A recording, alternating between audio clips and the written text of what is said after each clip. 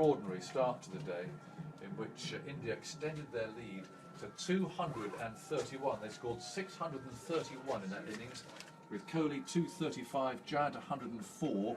They took their partnership onto 241, just two away from the largest 8-wicket partnership ever against England, and the biggest since 1907.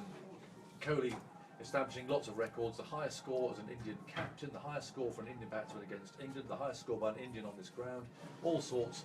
Jayant, of course, his first Test 100, he made 104. Some rather ugly bowling figures.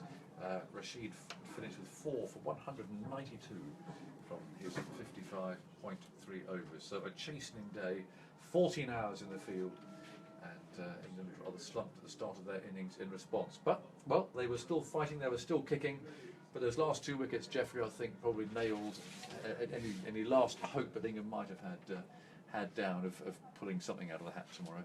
I don't think they had any hope when they started batting, but I think from the crowd's point of view, which is good for Test match cricket, every single minute of all 4 days has been wonderful. It's been thrilling to watch. If you haven't enjoyed watching the Test match any part of the 4 days, then you've not been a connoisseur, a real lover of the game. It's been wonderful. Even watching Kohli bat today, I mean, just like yesterday, a beautiful batsman.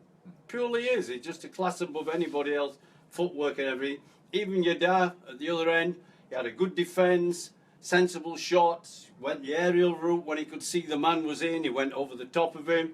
It was a lovely century by him. So, you know, all credit to them. They played well. I heard Michael just saying there, they seem to have a game, know how to play on these surfaces better than England. They have better spinners, yes, but their batsmen know how to play better. And when they get in, they don't give it away. Like England's batsmen, they make 400, they think it's a good total. And won the toss and make 400, a lot of times they think, oh, we've done well.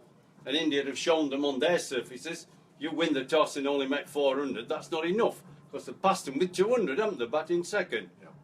Just to put things into perspective, you don't see many modern day pitches spin like this, do you? I mean, I can't forget many of England's batsmen would have played on that this afternoon. No, but not many Indian batsmen who come to England play on a seaming swinging ball, do they? No. So they have to play, and we beat them doing that, but we're all at sea on these. Yeah, yeah. What do you think you'd learn? I mean, if you were one of these young batsmen, and you're facing this, I mean, you do hope that even though it's difficult and awkward and you're probably going to lose, you do try and lock it away as experience, don't you, for next time, hopefully? Well, they just don't get any practice on them in county cricket at home. No. And most of our Test match pitches favour swing and seam or batting, flat for batting. So I don't know how the hell you're going to improve on them. You can go for a camp, but it's too late. You've got to get it when you're formulating your batting and bowling early in your career. And that's not happening in county cricket anymore. They're just making flatter and better pitches, and the bats are great, and everybody wallops it in one-day cricket. And when it comes to turning pitches, they're all at sea.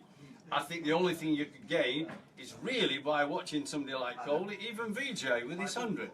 He looked at ease. He plays a different way, he goes the aerial route a little bit more. But when they defend, they look comfortable. There's no, they're not fretting about scoring. They just assume they're going to score somewhere in the over or the next over. And you watch Kohli just defends beautifully, smothers the ball, he gets right back in his stumps and waits for it. That's the key. He doesn't get excited about it. He doesn't get fraught about what's he going to do. He waits for it, comes to him and plays it. And they're always trying to score in a sensible way. And if you've got some film, I would say to any English youngster, watch Kohli and VJ making 100 and watch Joe Root, who's a class player, making 70. And even that was totally different. Joe was fraught. Every other ball, you thought, oh, it's going to get out. Do you think whatever. It's right to play that way? Oh, Are yes. you happy with that? Yes. Yes, I think they're all right to.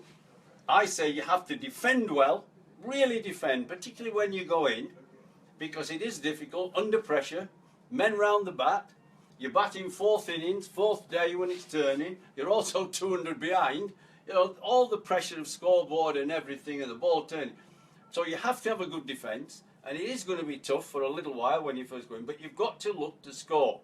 You can't just block it. You have to have a good block or defence, but you have to be looking for areas where sensible, to keep the score going and put the pressure back on the bowler, not allowing to just keep bowling a maiden. And England did well. They did very well. Although it was fraught, but the pitch is turning. Yeah. And I said much earlier on commentary, they bowl the ball a bit quicker than our spinners. And I've said again, history has shown me when I read about it, the bowlers that bowl the ball a bit quicker, from spin's point of view, get wickets here. Cumbly, Derek Underwood, Richie Beno with top spinners and flippers. People bowl it slow. The greatest spin bowlers we've probably ever seen. Pure spin ball. Shane Warne got wickets at 43 here. That's not going to bowl people out, and he didn't. Australia lost against India.